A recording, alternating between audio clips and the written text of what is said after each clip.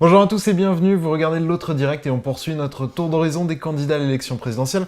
Alors aujourd'hui nous accueillons le représentant d'Emmanuel Macron dans le Rhône, Bruno Bonnel, bonjour. Bonjour.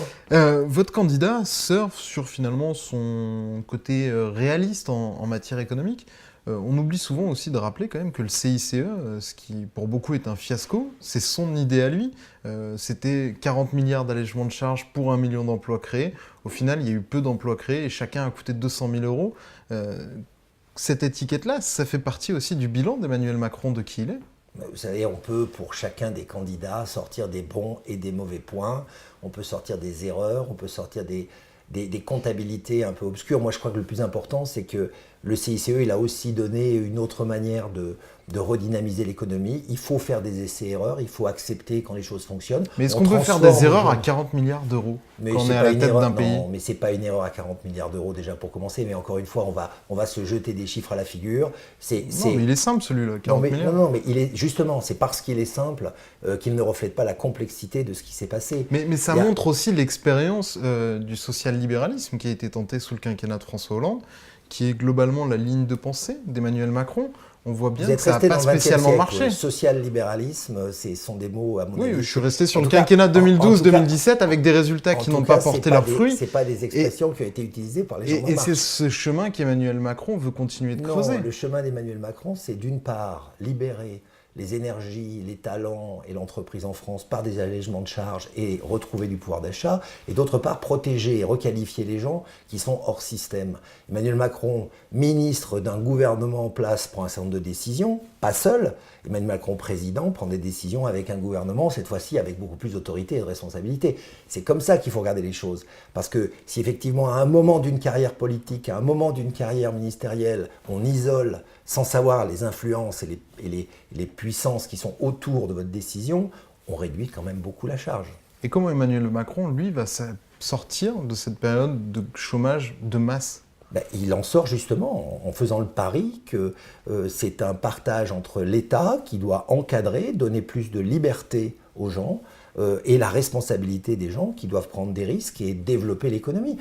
Une chose très bête qui est sortie des discussions d'En Marche, donner le chômage aux entrepreneurs, aux commerçants, aux artisans, aux agriculteurs pour leur donner la volonté de pouvoir prendre des risques et de se lancer dans l'aventure Ça, entrepreneuriale, c'est c'est un coût important. social, mais quel bénéfice social ça va avoir? Ben, le bénéfice social, c'est qu'il y a Parce beaucoup plus qu'aujourd'hui, de c'est gens des qui gens qui aujourd'hui. entreprennent déjà. Non, pas tous, c'est pas vrai. Non, non, il y a beaucoup de gens qui disent, moi, si je suis entrepreneur, si je suis artisan, si je suis commerçant, je préfère aller me réfugier dans être employé ou dans être fonctionnaire parce que j'aurai une protection sociale que je n'ai pas aujourd'hui. En plus, c'est fondamentalement injuste. Les gens qui prennent le plus de risques ont le moins de protection.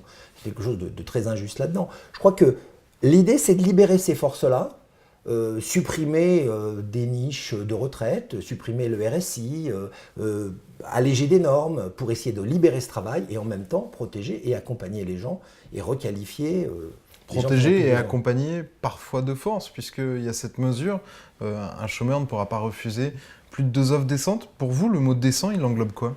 Ben, il englobe tout simplement le fait que dans sa qualification et pour une rémunération qui soit satisfaisante pour cette qualification-là, il faut arrêter aussi de dire aux Oui, gens mais non, non, mais je me satisfaisant, rends satisfaisant, ça veut dire quoi? Ah ben tout est bien évidemment, C'est pas très précis. bien évidemment que tout est relatif. C'est-à-dire satisfaisant, ça veut dire que les gens peuvent avoir un niveau de vie qui soit correct par rapport à leur structure familiale et encore une fois leur qualification. Mais cette notion de décence ou cette notion, ce sont pas des sanctions. C'est simplement on s'affirme comme le candidat du travail, on veut encourager le travail, pas laisser les gens dans une position de chômage pour toujours. Mais le décent, pour vous, c'est quoi? Le décent, c'est d'arriver à vivre une vie Parce- cohérente. Par exemple, c'est 50, 100, 200 km?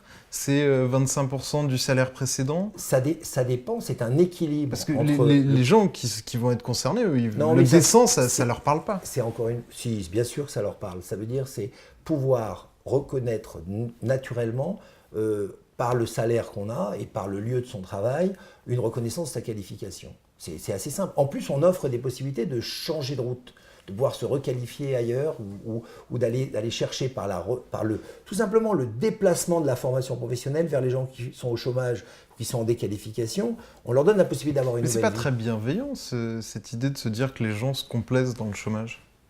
Mais j'ai pas dit qu'ils se complaisaient, j'ai dit on veut encourager les gens à retourner sur le marché C'est du pas les travail. encourager, c'est les forcer pour le coup. Non, non, je suis pas d'accord, c'est les encourager, c'est leur dire on va faire le maximum pour que vous ayez des options pour pouvoir rebondir dans la vie, que ça soit dans votre propre qualification ou en vous requalifiant.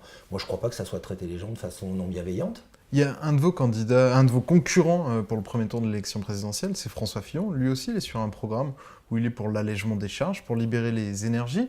Qu'est-ce qui fait la différence entre les deux? Qu'est-ce qui fait que le programme d'Emmanuel Macron a plus de chances de réussir que le sien? C'est la vision. C'est la vision que d'un côté, la France de dans 5 ans d'Emmanuel Macron, c'est une France qui a retrouvé de l'énergie, du dynamisme, qui a Ce que fait promet des François efforts. Fillon aussi. Non, non, Qu'est-ce non. qui fait que chez lui, c'est pas applicable? François Fillon est plutôt dans une orientation aujourd'hui de sacrifice, de dire il faut faire une comptabilité de la France, assainir les comptes de la France, on n'arrête pas de nous assainir.